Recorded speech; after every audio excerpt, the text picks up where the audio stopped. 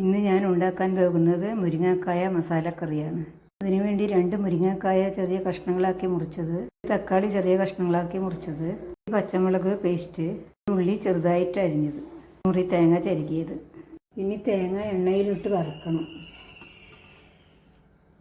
1/4 teaspoon ജീരകം എണ്ണ ആവശ്യത്തിന് ഒഴിക്കുക. മുളക് ചേർക്കുക. തേങ്ങ ഇതുപോലെ ആയതിനു ശേഷം 1.5 സ്പൂൺ മല്ലിപ്പൊടി ചേർക്കുക. 1/4 ടീസ്പൂൺ കുരുമുളക് പൊടി ചേർക്കുക. ഇതുപോലെ ആയതിനു ശേഷം വാങ്ങി വയ്ക്കുക. ചട്ടി അടുപ്പത്ത് വെച്ചതിന് ശേഷം മുരിങ്ങക്കായ,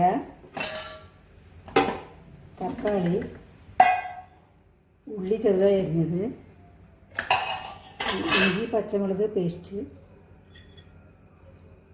1/4 ടീസ്പൂൺ മഞ്ഞൾപ്പൊടി, 1 ടീസ്പൂൺ മുളക് പൊടി, ആവശ്യത്തിന് ഉപ്പ്,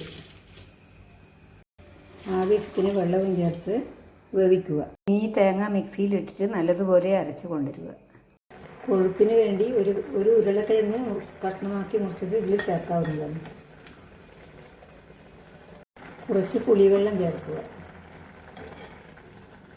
ഇനി വറുത്തരച്ച തേങ്ങ ഇതിലേക്ക് ചേർക്കുക. ഇനി നമുക്ക് കടുക് വറുത്തിടാം. വെളിച്ചെണ്ണ ചൂടായതിനു ശേഷം 1/2 ടീസ്പൂൺ കടുക് ചേർക്കുക. തരി ഉലുവ ചേർക്കുക.